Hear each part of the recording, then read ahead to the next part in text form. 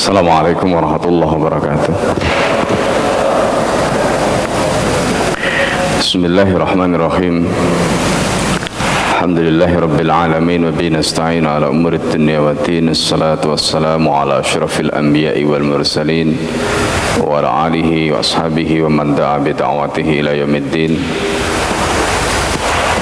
Rabbi shrah li sadri wa yassir li amri wa hlul 'uqdatam min lisani yafqahu qawli. Allahumma inna a'udzubika an adilla wa dhalla zilla wa zilla aw adlima aw udlama aw ajala yajra alayya.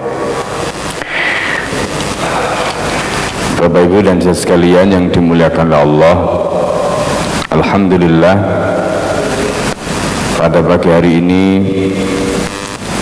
kita diberikan kesehatan oleh Allah, kita diberikan keistiqomahan oleh Allah di tengah hujan yang terus mengguyur, dan mungkin ada sebagian wilayah saudara-saudara kita yang terendam banjir, tapi alhamdulillah kita mungkin termasuk di antara yang diselamatkan oleh Allah Subhanahu wa taala. Dan semoga ujian demi ujian ini bisa menjadikan kita semakin kuat imannya, karena apapun yang Allah Subhanahu wa taala turunkan, apapun yang Allah Subhanahu wa taala timpakan kepada kita, bagi orang mukmin itu adalah merupakan bentuk kasih sayangnya Allah Subhanahu wa taala. Dan apa yang kita alami, semoga itu justru bisa menguatkan iman kita, menguatkan ketakwaan kita kepada Allah Subhanahu wa taala. Bapak Ibu dan saudara sekalian yang dimuliakan Allah, pada pagi hari ini kita akan melanjutkan kajian kitab Hayatus Sahabah, juz yang kedua, halaman 358, masih terkait dengan wasiat yang disampaikan Abu Bakar As-Siddiq kepada Umar bin Khattab radhiyallahu anhu. Di dalam pembahasan yang lalu kita sudah singgung tentang wasiat Abu Bakar As-Siddiq kepada Umar bin Khattab. Ada sebagian yang sudah kita sampaikan, tapi ada sebagian yang kemudian dirinci di dalam penjelasan ini. Bismillahirrahmanirrahim. Qala al-muallif rahimahullah, nafa'ana bihi wa bi'ulumihi fid dharain amin.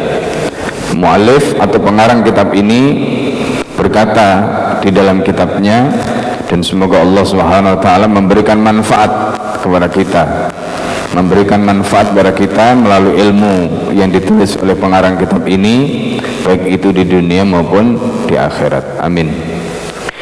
Hadis Abdurrahman bin Sabit wa ghairihi fi qouli Abi Bakar li Umar indal mauti. Jadi hadis Abdurrahman bin Sabit dan yang lain-lain mengenai nasihat Abu Bakar As-Siddiq kepada Umar indal mauti, menjelang wafatnya Abu Bakar atau pada saat Abu Bakar hendak wafat. Nah, ini wa inda Ibnul Mubarak wa Ibnu Abi Shibah wa Hannad wa Ibnu Jarir wa Abi Nu'aim fil Khilyah. Menurut Ibnu Mubarak, Ibnu Abi Shibah, Hannad, Ibnu Jarir dan Abu Nu'aim di dalam kitabnya Al-Khilyah, an Abdurrahman bin Sabit, dari Abdurrahman bin Sabit, wa Zubaid bin Al-Haris wa Mujahid, juga dari Zubaid bin Al-Haris dan Mujahid. Kalau mereka berkata, apa kata mereka? Lama hadara Abu Bakar al-mautu da'a Umar radhiyallahu anhu wa qala lahu. Jadi kata mereka, ketika Abu Bakar itu dihampiri atau didatangi oleh kematian, maka Abu Bakar radhiyallahu anhu memanggil Umar radhiyallahu anhu. Wa qala lahu, kemudian Abu Bakar berkata kepada Umar bin Khattab radhiyallahu an. Apa yang disampaikan oleh Abu Bakar kepada Umar bin Khattab radhiyallahu an, yang disampaikan adalah ittaqillaha ya Umar. Ini nasihatnya Abu Bakar kepada Umar. Ittaqillaha ya Umar, takutlah wahai Umar kamu kepada Allah. Bertakwalah wahai Umar kamu kepada Allah. Ini nasihat Abu Bakar. Wa'lam, ketahuilah, anna lillahi amalan bin nahari la yaqbaluhu bil laili. Katanya, jadi bahwa Allah itu ada amalan-amalan yang memang amalan itu dilakukan di siang hari, layak baluhu, yang Allah tidak akan terima amalan itu billaili, di malam hari. Kalimat ini sudah kita jelaskan di pertemuan sebelumnya. Ada kalanya misalnya salat yang dilakukan di siang hari, tidak mungkin salat itu dilakukan di malam hari. Kalau dilakukan di malam hari berarti qadha, ya. Makanya kata Abu Bakar, tidak mungkin sholat yang harusnya dilakukan di siang hari, an-nahar, kemudian dilakukan di malam hari. Nah ini penjelasan yang disampaikan oleh para mu'allif kitab lain untuk menjelaskan makna dari pernyataan Abu Bakar ini. Ada juga wa amalan billaili la yaqbaluhu bin nahari. Ada juga amalan itu dilakukan di malam hari, tetapi amalan itu tidak diterima ketika amalan itu dilakukan di siang hari. Jadi masing-masing waktu, momentum itu ada amalan masing-masing. Nah karena itu Al-Quran sendiri ya menyebutkan ya kalau pagi atau siang itu adalah waktu kita untuk bekerja. Ya, kalau malam waktu kita untuk istirahat, untuk tidur. Nah, jadi ini juga bagian dari siklus yang Allah ciptakan. Termasuk di sana ada amalan yang berbeda. Maka Allah menjadikan tubuh kita ini sudah disetting sedemikian rupa oleh Allah dengan amalan-amalan tadi. Jadi misalnya ada orang yang katakanlah dia tidak tidur di waktu malam, dia ganti tidurnya di waktu, maksudnya waktu siang. Bagi kesehatan tidak bagus. Banyak orang yang kemudian karena sering begadang malam kena liver misalnya. Itu karena Allah menjadikan waktu malam itu untuk ya menjadi tempat tidur. Ya. Jadi makanya Al-Quran menyebutkan wa ja'alna al-laila libasa. Ya kan? Wan nahara ma'asha. Jadi malam itu sebagai tempat bagi kita ya untuk istirahat ya. Waktu malam itu waktu untuk istirahat. Kalau waktu siang itu untuk mencari ma'isyah ya, untuk hidup. Ada amalan di waktu siang, ada amalan di waktu malam. Jadi jangan dibolak-balik. Nah ini tentu ya masing-masing amalan tadi itu diatur sedemikian rupa oleh syariat Islam. Dalam konteks pernyataan Abu Bakar As-Siddiq ini yang dinasihatkan pada Umar bin Khattab radhiyallahu an, itu konteksnya dengan ibadah. Ada ibadah-ibadah yang bisa dilakukan di waktu siang, dan Allah hanya menerima kalau itu dilakukan di waktu siang. Seperti tadi itu dalam penjelasan pernyataan ini disebutkan oleh para ulama, sholat misalnya zuhur, asar misalnya tidak mungkin dilakukan di waktu malam. Begitu juga waktu-waktu ibadah di malam hari, sholat maghrib, sholat isya tidak mungkin dilaksanakan di waktu siang. Begitu juga misalnya qiyamul lail tidak mungkin dilaksanakan di waktu siang, harus dilakukan di waktu malam. Nah begitu juga puasa dilakukan di waktu siang, tidak mungkin puasa di waktu malam. Bahkan tidak boleh orang itu puasa di malam hari, Makanya Rasulullah mengatakan wa atumus siyama ilal lail, puasalah sampai malam, maksudnya sampai batas waktu maghrib. Setelah itu tidak boleh, maka tidak boleh wisal. Wisal itu habis maghrib nyambung puasa lagi, tidak boleh, itu hukumnya haram ya, meskipun niatnya puasa tidak boleh. Nah ini yang harus kita pahami. Meski nanti ada hukum khusus bagi Nabi SAW. Salat tahajud bagi Nabi itu hukumnya wajib, bagi kita sunnah. Puasa wisal haram hukumnya bagi umatnya, tapi bagi Nabi boleh misalnya. Ini ketentuan-ketentuan hukum yang berbeda satu dengan yang lain. Nah jadi itu amalan-amalan yang kadang-kadang amalan itu bisa dilaksanakan di siang saja, tidak bisa dilaksanakan di malam hari. Di malam hari tidak bisa dilaksanakan di siang hari. Karena itu di dalam hukum Islam itu ada namanya, jadi setiap hukum taklifi itu ada namanya hukum wad'i ya Bapak sekalian. Jadi hukum taklifi itu namanya ya, ada hukum wad'i. Hukum taklifi itu apa? Hukum taklifi itu misalnya kayak gini, sholat subuh itu wajib, sholat duhur itu wajib, sholat asar itu wajib, sholat maghrib wajib, sholat isya wajib. Itu hukum taklifi, artinya hukum yang terkait dengan beban kewajiban tadi. Tetapi yang perlu dicatat, hukum taklifi tadi itu tidak bisa kita jalankan sendiri, harus ada namanya hukum wad'i. Hukum wad'i itu apa? Satu, kita sholat subuh itu harus di waktu subuh. Berarti apa?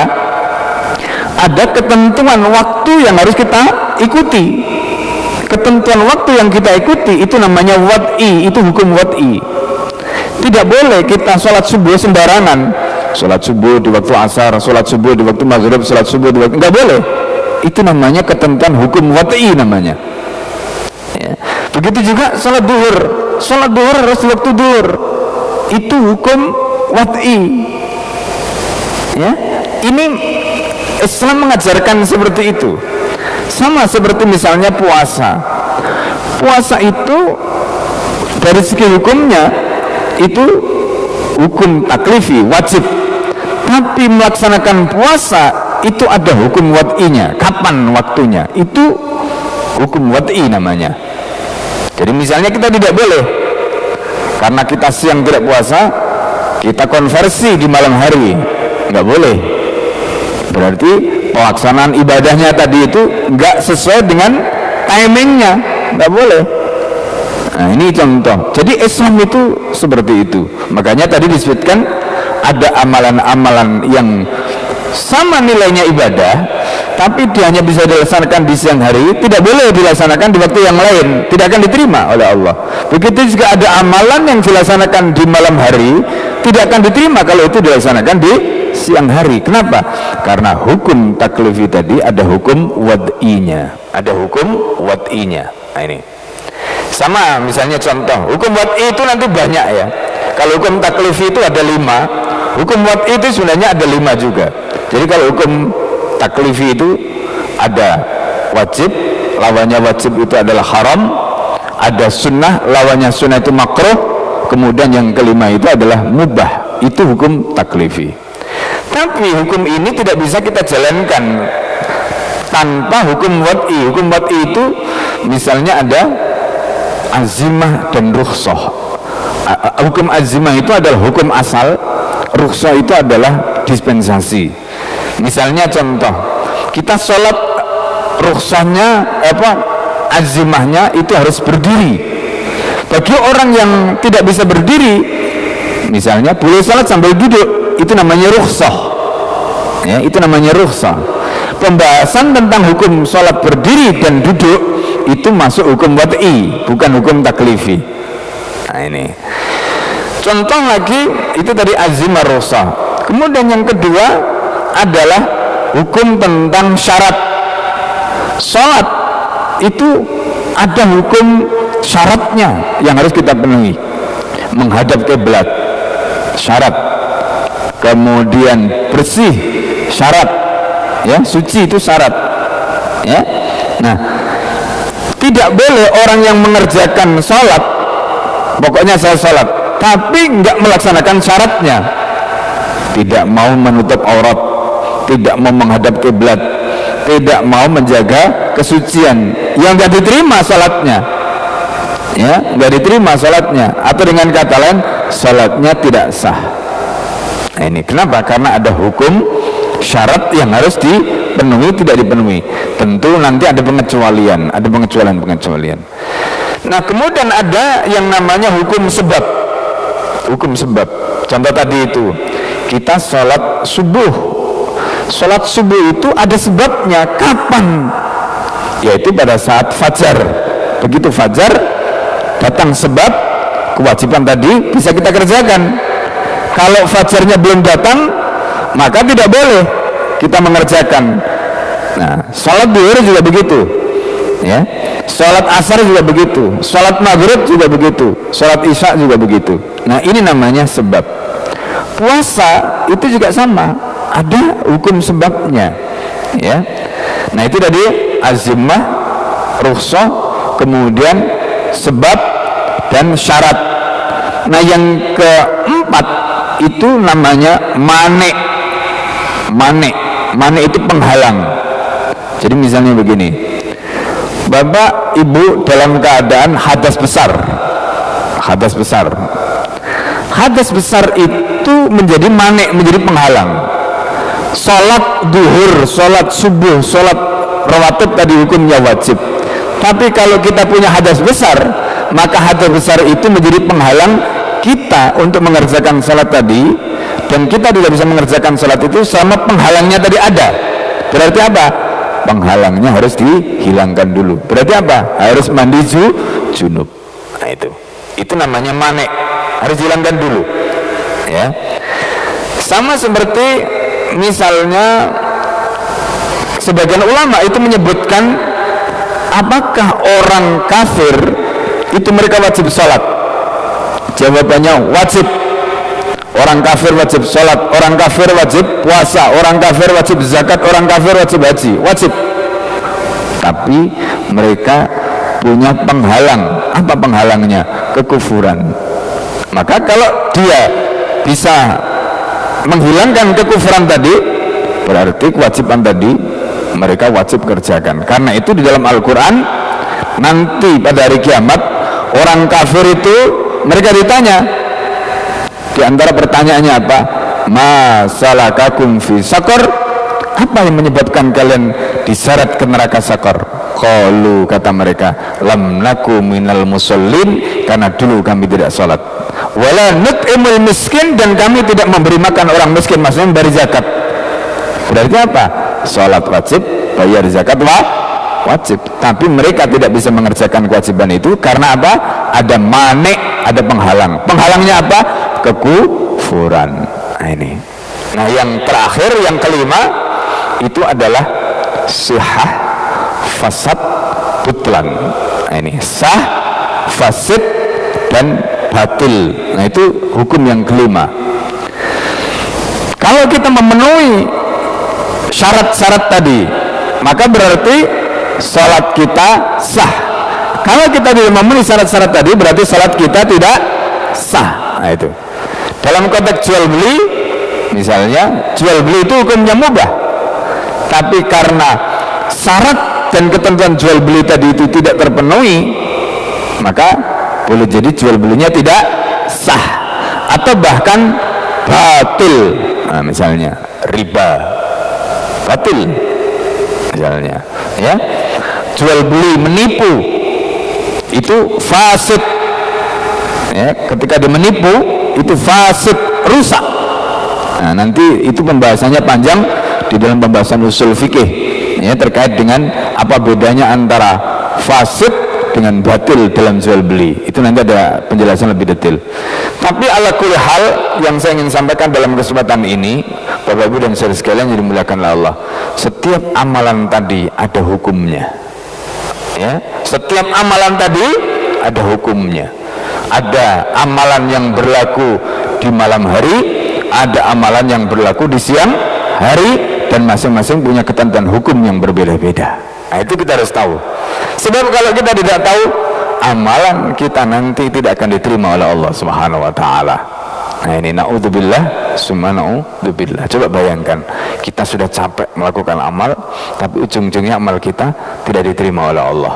Kenapa? Karena kita nggak ngerti hukumnya. Oh ternyata untuk melaksanakan amal itu bukan hanya kita ngerti wajib, haram, makruh, sunnah, mubah, tapi ternyata ada hukum lain, hukum azimah, hukum rukhsah, sah, hukum syarat, hukum sebab, kemudian mane, ada sihah, fasad, butlan. Ternyata ada hukum lain, dan itu semua harus kita integrasikan dalam satu amal supaya amal kita diterima oleh Allah.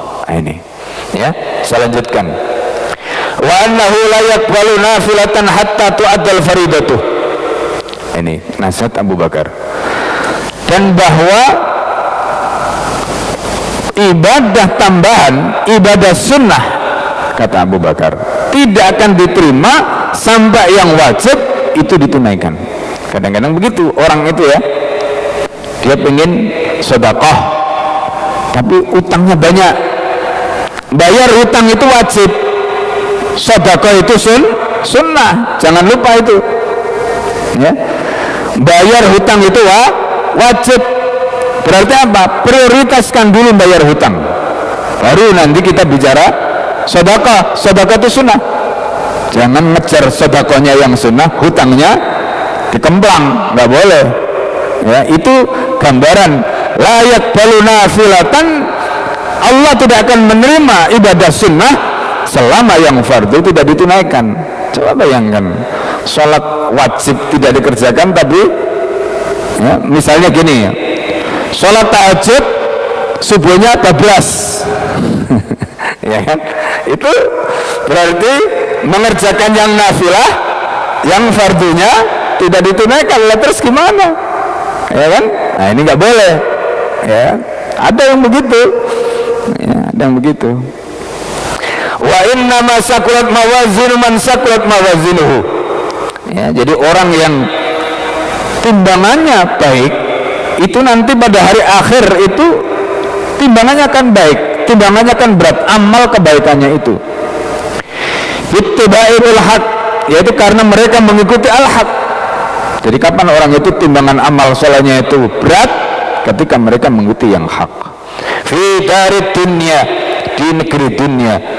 Wa faqala alaihim ya, dan itu nanti di akhirat akan memberatkan timbangan amal soleh mereka. Nah ini makanya ketika kita melaksanakan amal tadi itu, kenapa saya jelaskan hukum itu ada 5 hukum taklifi, ada 5 hukum wad'i. Ini karena kita tidak mungkin amal kita diterima oleh Allah kalau kita nggak ngerti 10 hukum ini. 5 hukum taklifi, 5 hukum wad'i, itu baru namanya ittiba'ihmul haq, kita mengikuti al-haq. Kalau kita bisa seperti itu, insya Allah. Itu pun masih ada satu lagi yang harus kita jaga, apa?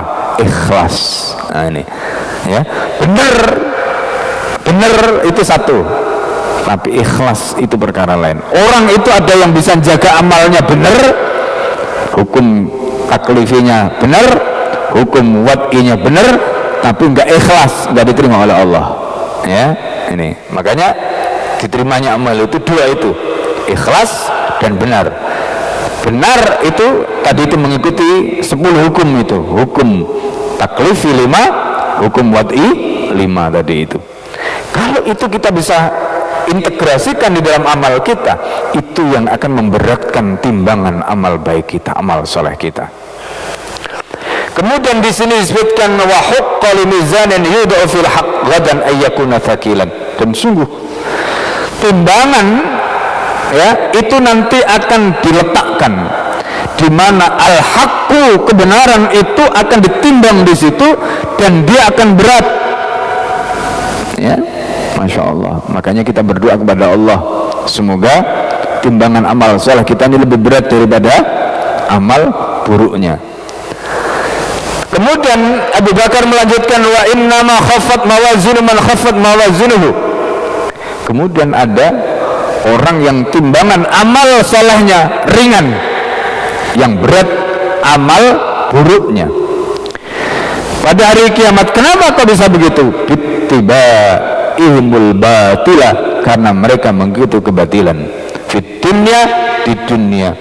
Kemudian wa khaffathu alaihim, dan kebatilan itu membuat ringan amal perbuatan baik mereka. Jadi ibarat timbangan begini, ini amal soleh, ini amal toleh, kebalikannya, ini hasan, ini qobeh, ini hak, ini batil, ya. Ketika ini berat, maka ini naik. Kalau ini nggak nambah, tapi kan kadang-kadang ini nambah, yang ini nggak bertambah. Apa yang terjadi? Ini bobotnya lebih berat, ini naik. Nah sekarang kita evaluasi sendiri, mana yang nambah ini, amal solehnya kah ataukah amal buruknya? Itu mari kita evaluasi diri kita masing-masing, ya kan? Apa ukurannya? Ukurannya gampang. Kalau amal soleh itu berarti kita mengikuti yang hak tadi, semakin banyak maka semakin berat timbangannya. Begitu juga sebaliknya. Nah, ada satu hadis yang luar biasa, ya, yang luar biasa yang disampaikan oleh Rasulullah. Rasulullah SAW bertanya kepada para sahabat, ya, apa kata Nabi? Ya, tahukah kamu apa itu muflis, orang yang bangkrut? Kata Rasulullah SAW. Kemudian para sahabat menjawab, orang bangkrut itu adalah orang yang hartanya lebih sedikit daripada hutangnya. Kata para sahabat. Kemudian Rasulullah SAW menjawab, itu bangkrut di dunia. Tapi Rasulullah SAW menjawab tentang kebangkrutan di akhirat. Sama sebenarnya, ada kemiripan.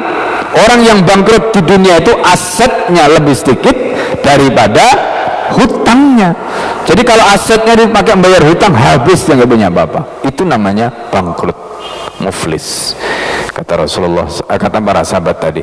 Lalu kemudian Rasulullah menjawab, orang muflis di akhirat itu adalah orang yang datang menghadap Allah Subhanahu wa taala.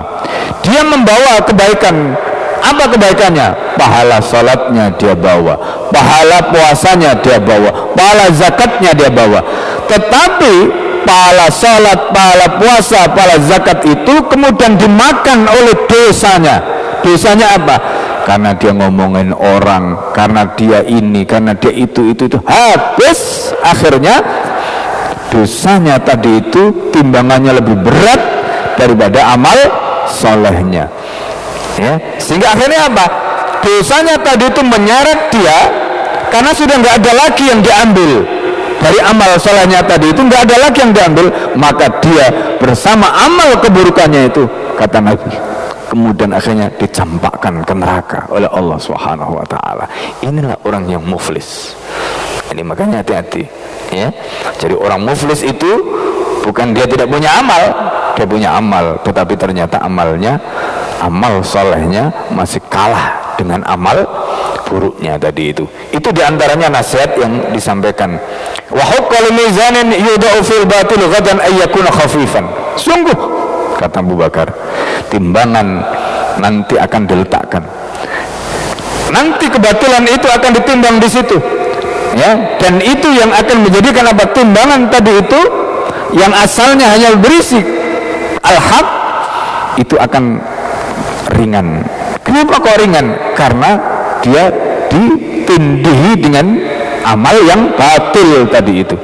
Jadi awalnya timbangannya mantap, tapi lama-lama terangkat, ya. Disitulah waktu-waktu yang mendebarkan, waktu-waktu yang mendebarkan, Bapak Ibu sekalian. Bagaimana tidak mendebarkan?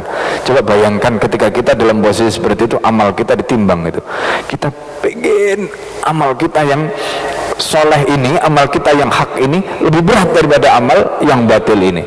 Tapi pada saat itu kita nggak bisa lagi. Makanya saya sering mengatakan, mumpung kita punya kesempatan, jangan mencukupkan amal, jangan merasa cukup dengan amal kita, ya.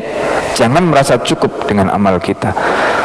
Jadi ini bedanya orang mukmin dengan orang munafik, ya. Bedanya orang mukmin dengan orang munafik. Orang mukmin itu dia selalu khawatir amalnya tidak cukup. Dia selalu khawatir amalnya tidak diterima oleh Allah Subhanahu wa taala. Itu orang mukmin. Tapi orang munafik itu merasa ringan, merasa enteng. Ya, Allah itu Maha Pengampun. Nanti kalau aku melakukan amal, ya, amal yang salah, tinggal minta ampun saja kepada Allah. Itu orang munafik. Naudzubillah, summa naudzubillah. Nah, jadi kita jangan merasa aman dengan amal kita. Dan ingat, pada waktu di depan mizan itu adalah waktu-waktu yang sangat mendebarkan hati kita. Ya, bayangkan ketika amal kita ditimbang, terus kita timbangannya gitu ya, apa namanya, naik turun begitu, masya Allah. Itu kita nggak kebayang pada saat itu. Ya, ini yang diingatkan Abu Bakar. Wa anna Allah Ta'ala dzakara alal jannah fadzakara bi ahsani amalihim wa tajawaza an sayyihi fa idza dzakartum qalu inni la akhafu alla alhaq bihim, katanya. Kemudian Abu Bakar mengatakan Allah telah menyebutkan penghuni surga, fadzakarahum, Allah, ya, jadi Allah menyebut mereka bi ahsani a'malihim, karena amal mereka yang baik, wa tajawaz an sayyihi, dan Allah melupakan keburukannya. Tentu kalau keburukannya itu lebih sedikit daripada kebaikannya tadi itu.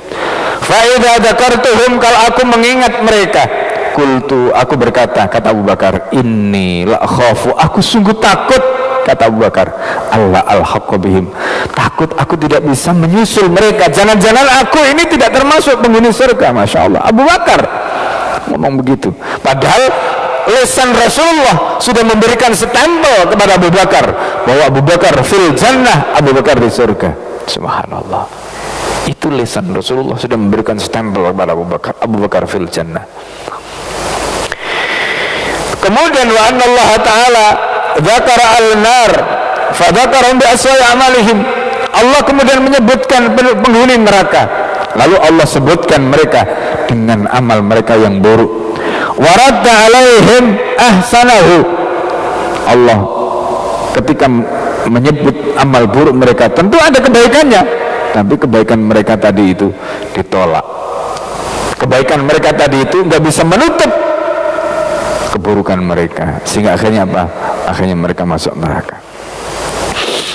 Fa idza dzakartuhu, kalau aku ingat mereka, kata Abu Bakar, qultu, aku katakan, inni akhafu an akuna ma'a haula, aku takut kalau aku nanti, jangan-jangan aku ini termasuk mereka. Masya Allah, itu Abu Bakar As-Siddiq.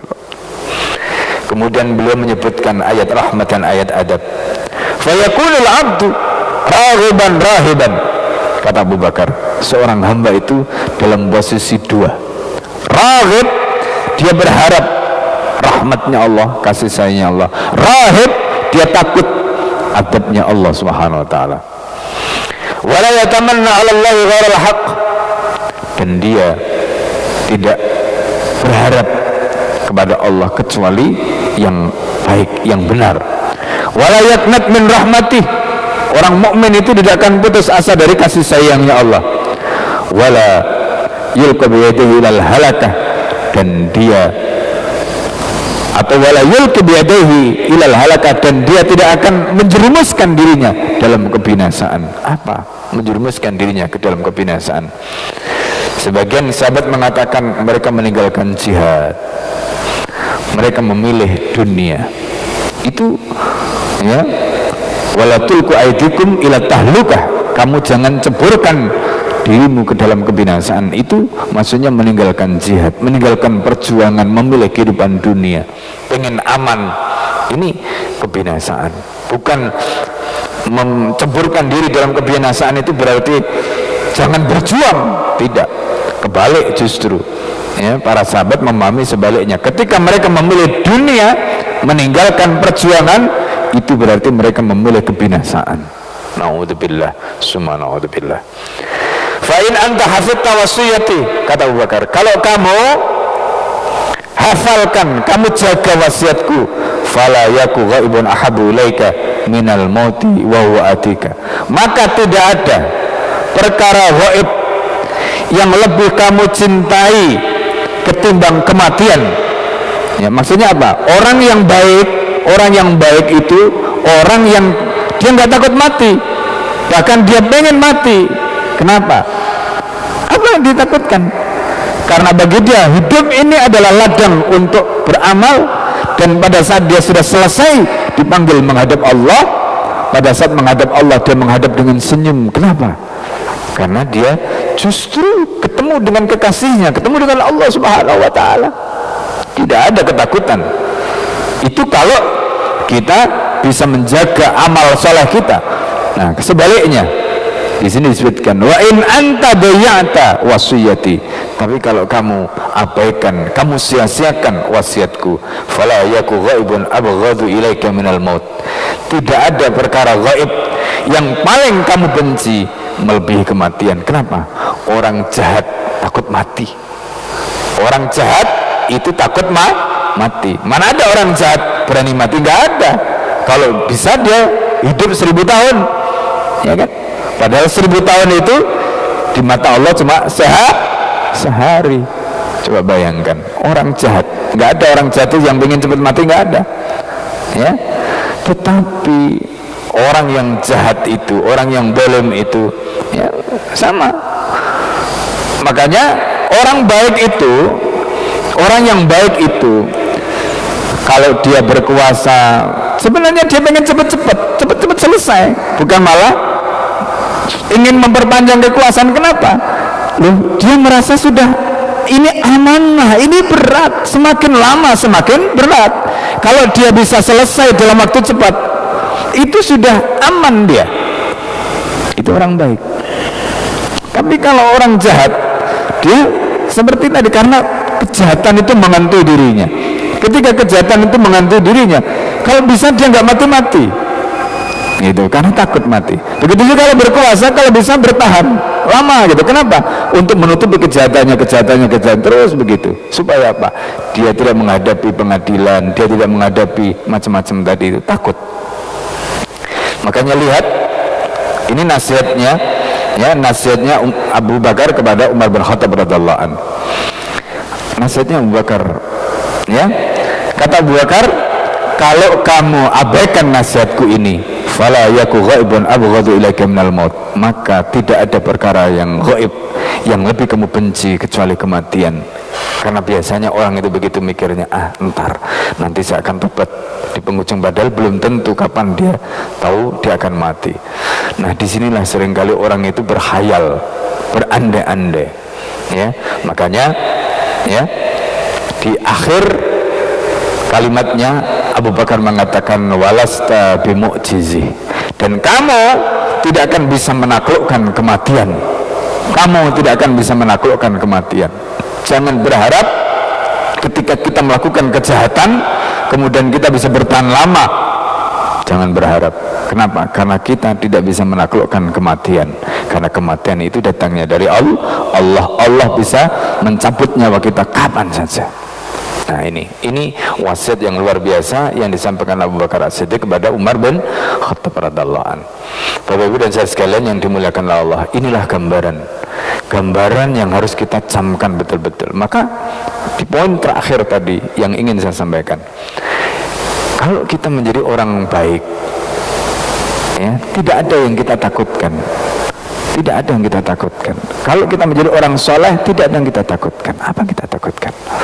Umar bin Khattab akhirnya ketika menjadi khalifah, Umar bin Khattab itu ketika menjadi khalifah, beliau itu bisa tidur di bawah pohon kurma. Gak ada seorang pun pengawal khalifah yang awal, gak ada. Dan Umar bin Khattab gak ada yang awal, gak ada. Sampai ketika ada utusan Romawi yang datang mau menyampaikan surat kepada Umar bin Khattab, datang ke rumahnya, rumah Umar gak ada orang, ketemu Abdullah bin Umar, diajak, ayo aku tunjukkan, kalau jam segini, jam kailulah, biasanya Umar bin Khattab itu istirahat menjelang zuhur. Datang ke satu tempat itu adalah kebun kurma. Ternyata Umar bin Khattab tidur seperti seorang budak, tidur tanpa alas di bawah pohon kurma yang begitu nyenyak. Kata utusan Romawi itu, ini Amirul Mukminin, ini khalifah, ini pemimpin orang Islam seluruh dunia itu, kira-kira begitu. Masya Allah, kata mereka, kenapa Umar bisa seperti itu? Karena raja kami nggak bisa tidur kayak begini. Kenapa? Dan dari situ saja mereka kemudian berkesimpulan. Apa kesimpulan mereka? Umar bisa seperti ini karena Umar adalah orang baik. Umar bisa begini karena Umar adalah orang yang adil. Tidak ada yang ditakutkan, tidak yang dikhawatirkan oleh Umar. Nah, itu gambaran tentang keadilan, gambaran tentang bagaimana orang baik. Jadi orang baik insya Allah hidupnya akan tenang. Orang baik itu hidupnya akan terjaga karena kebaikannya tadi itu, dan itulah yang terjadi pada Umar bin Khattab radhiyallahu an. Saya kira itu Bapak Ibu dan saya sekalian yang dimuliakan Allah, semoga wasiat Abu Bakar yang disampaikan oleh Umar ini bisa mengingatkan kita semua, menjaga kita semua agar kita senantiasa dijaga amal kita, dijaga iman kita, dijaga ketaatan kita pada Allah Subhanahu wa taala. Sebelum kita tutup karena waktu syuruk, ya silakan kalau ada satu dua yang mau nanya atau mau menyampaikan sesuatu, saya persilahkan sebelum kita akhiri. Ada? Kalau tidak ada, kita cukupkan sampai di sini majelis kita dengan doa kafaratul majelis sama-sama. Subhanakallahumma wa bihamdika asyhadu an la ilaha illa anta astaghfiruka wa atubu ilaik. Assalamualaikum warahmatullahi wabarakatuh.